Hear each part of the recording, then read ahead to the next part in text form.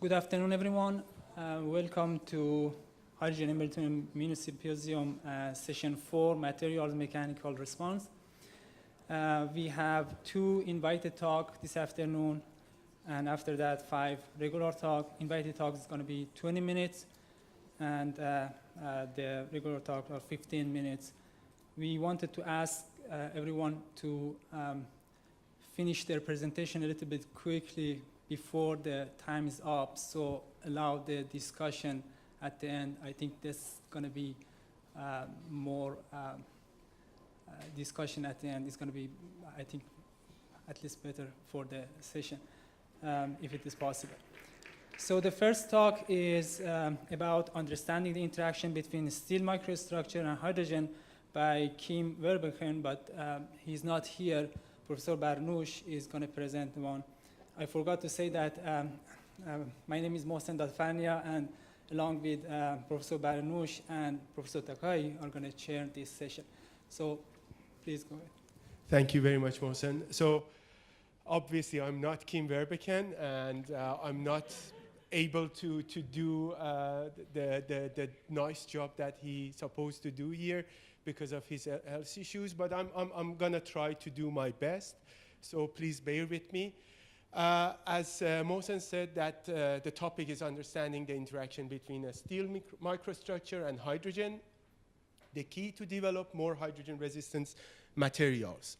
So Kim outlined the presentation, as you can see here. So a little bit introduction on hydrogen and the effect of carbides, then evaluation of hydrogen embrittlement in model iron carbon X alloys by TDS, and X is for different alloying elements. And then finally, evaluation of the hydrogen diffusivity in these alloys by permeation experiments.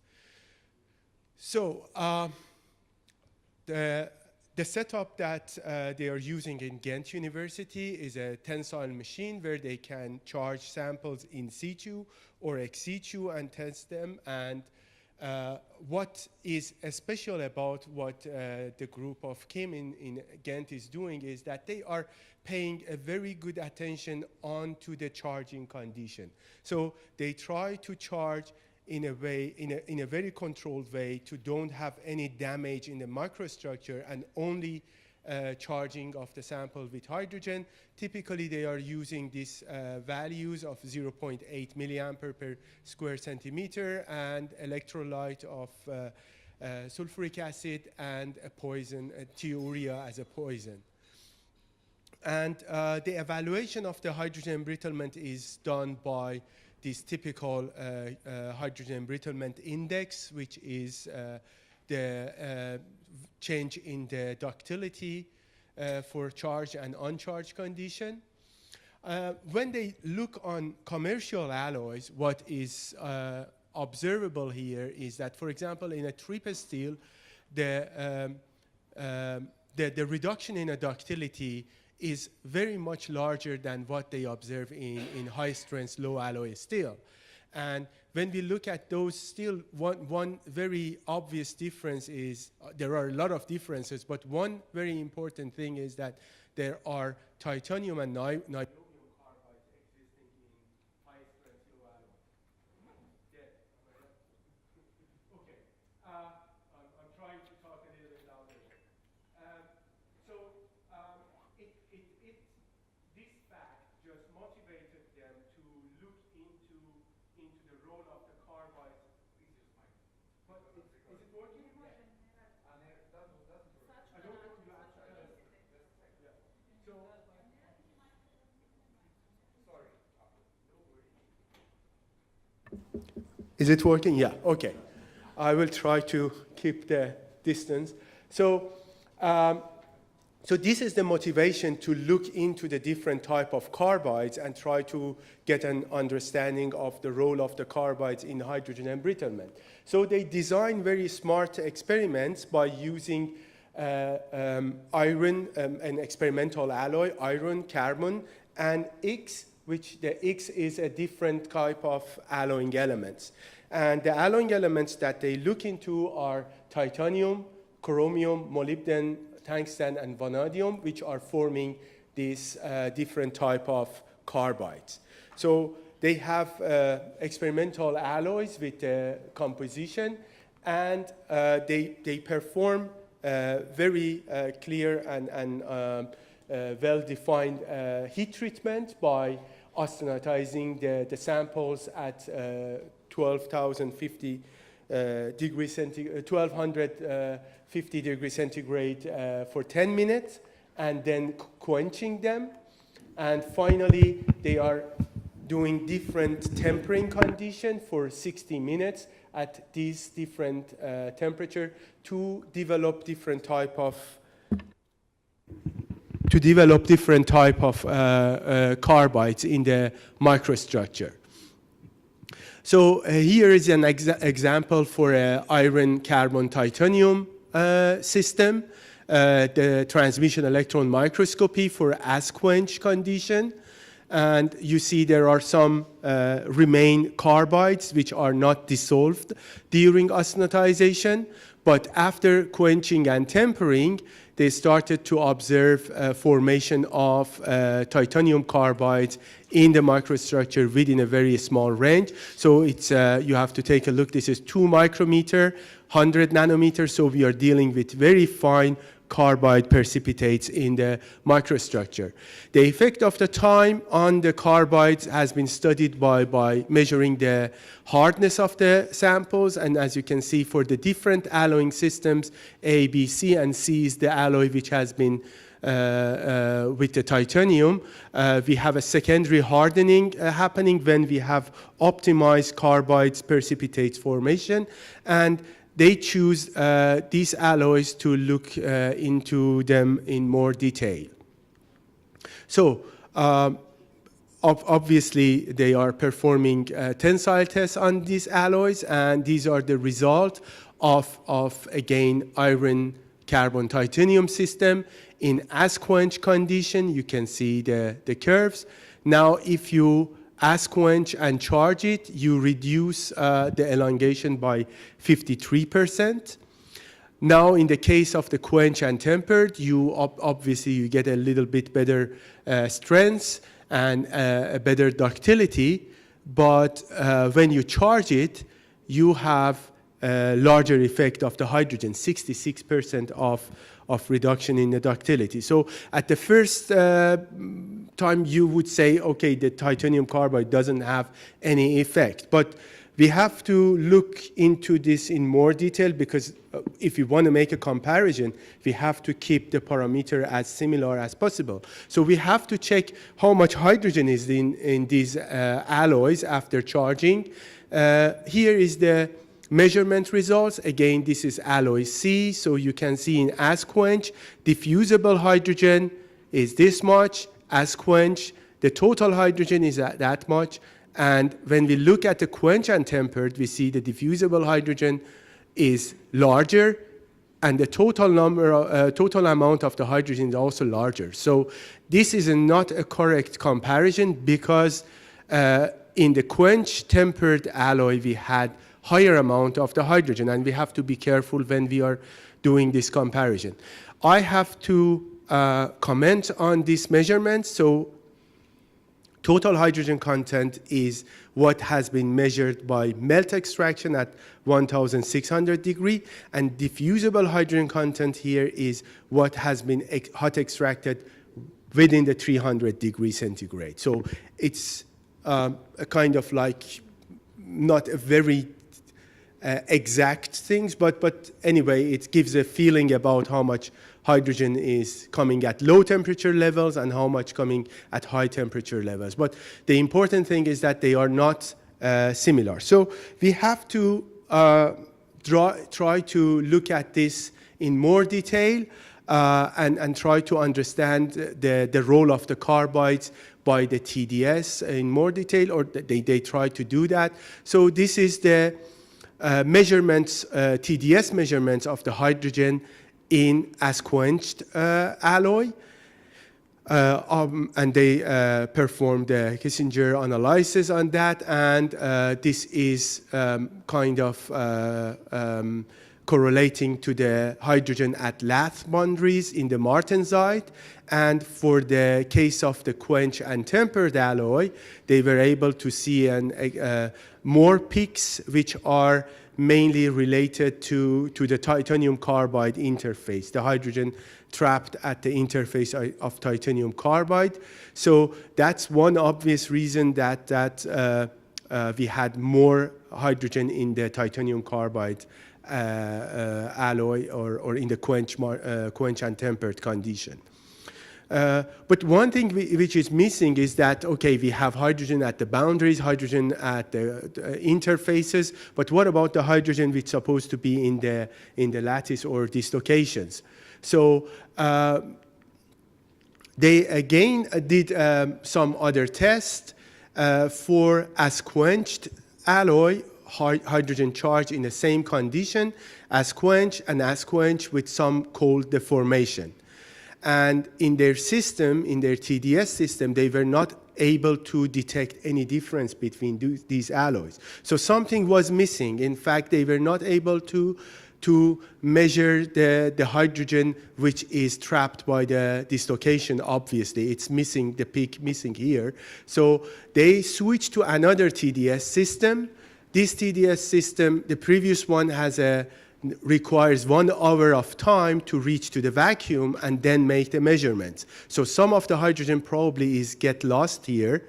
So what they did, switch to another system which only requires 1 minute between hydrogen charging and measurements, and they repeat the same test, and obviously they were able to see a peak related to the hydrogen at the dislocations.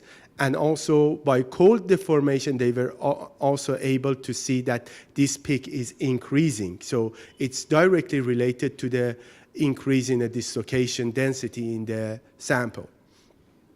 So once they able to detect the different type of hydrogen in the microstructure, that is to say the hydrogen in the dislocation, hydrogen trapped by the interface of the lath martensite, and hydrogen in the titanium carbide, they try to correlate the effect of the hydrogen with the different, the effect of the hydrogen on mechanical properties with the different types of hydrogen which is existing in the microstructure. So here they draw hydrogen embrittlement index versus the hydrogen concentration which has been measured by hot extraction, the total hydrogen concentration. There is a very weak correlation between these data. If they use the mobile hydrogen, if you remember, mobile hydrogen is what we can get out of the metal at 300 degrees centigrade. If they try to correlate the embrittlement index of the metal with the diffusible hydrogen, then it's a better correlation, but still not that good. But if they try to, then they try to correlate that hydrogen embrittlement index with the mobile hydrogen, the hydrogen which has been measured at a very low temperature in a TDS system which can quickly measure the hydrogen concentration, then they start to see a very good correlation between the hydrogen embrittlement and the mobile hydrogen concentration. So the take-home message was that mobile hydrogen associated with hydrogen trapped at dislocation is of key importance here. Okay, I would also like to go back to the results that they showed previously on the effect of the titanium carbides in the microstructure. If you remember, when they tested as quenched material, which is this one, and they charge it for 1 hour, they see 53% reduction in the ductility. And then when they tested the quenched and tempered, which has a titanium carbide, they see 66% or 60-something% reduction in the ductility. And then when we look at the total amount of the hydrogen, we see that the quenched and tempered alloy has a lot more hydrogen concentration, and probably if we want to make a better comparison, we have to charge the same amount of the hydrogen that we have in the as quenched sample in the quenched and tempered, and that's what they did. They did a very careful charging and charged the quenched tempered alloy with the same amount of the hydrogen that expected to be in the as quenched, and then what they observed, they see that only 23% of the reduction in the ductility. So that's one of the most important things about the hydrogen embrittlement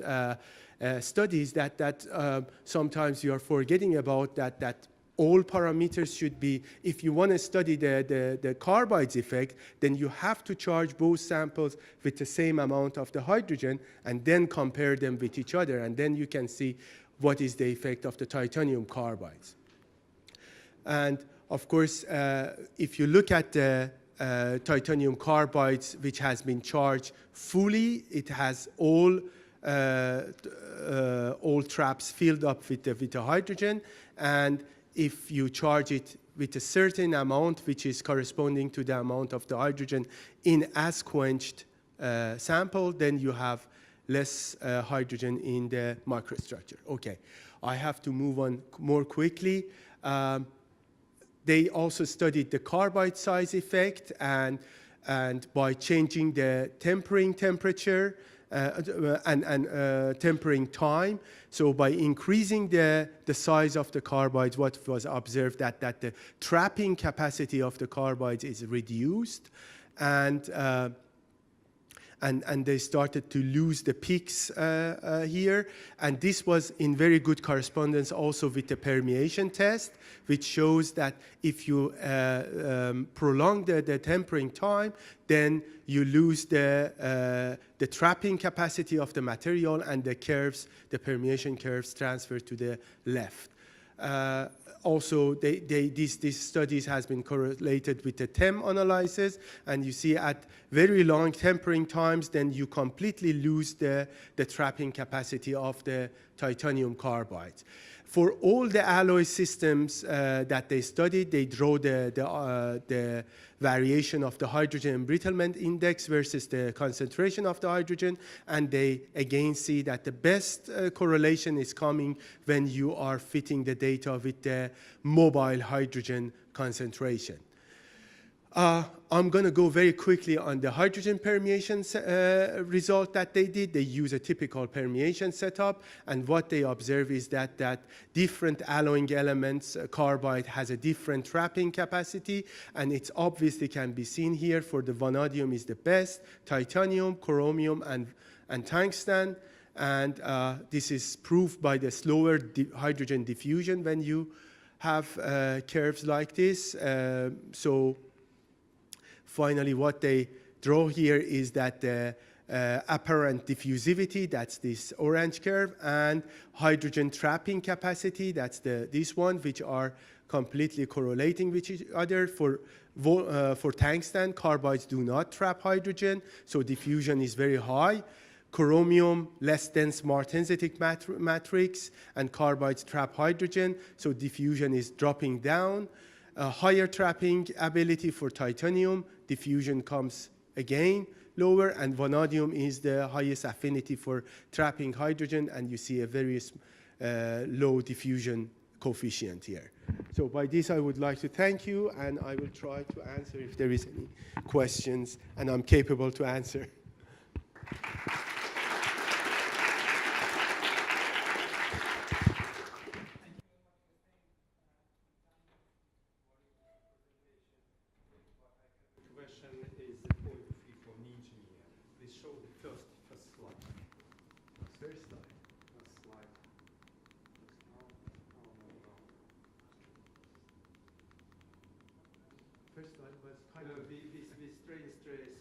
Okay. For different Type of systems. Yes, yeah. Yes. You see, without any ligature, without titanium, niobium, and so on, we have the maximum strain 2% with hydrogen. Yes, and here we also have 2%. What the useful of this more expensive element in this steel? I mean, it's a high strength, low alloy steel. It's practically the same strength, but it is more expensive. But we have the same strain before destruction. This steel with hydrogen and this steel with hydrogen or without hydrogen. Maybe 2.5%.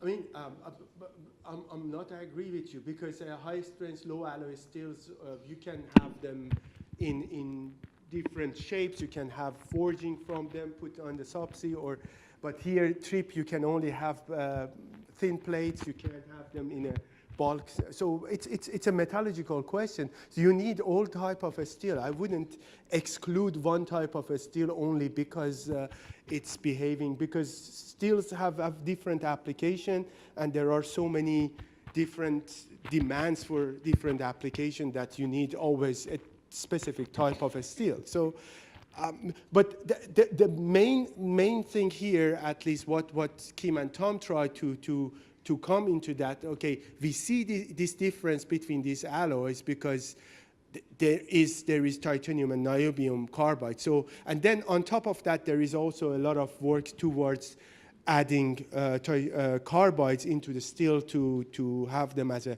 traps to control or manage the hydrogen embrittlement. So that's, I'm sure they also didn't want to discuss that. That's, yeah. It is the practically brittle metal. Yeah. It is the practically glass. Just one comment related to the usage of trip steels. It's very famous for automotive industry. So we have different research groups worldwide which investigate extensively trip steels. It's for chassis of automobiles they use, and they have very vast usage in that particular field, and they have some research in Australia, in the United States, in Europe, related to hydrogen embrittlement during crash tests, and particularly during exploitation.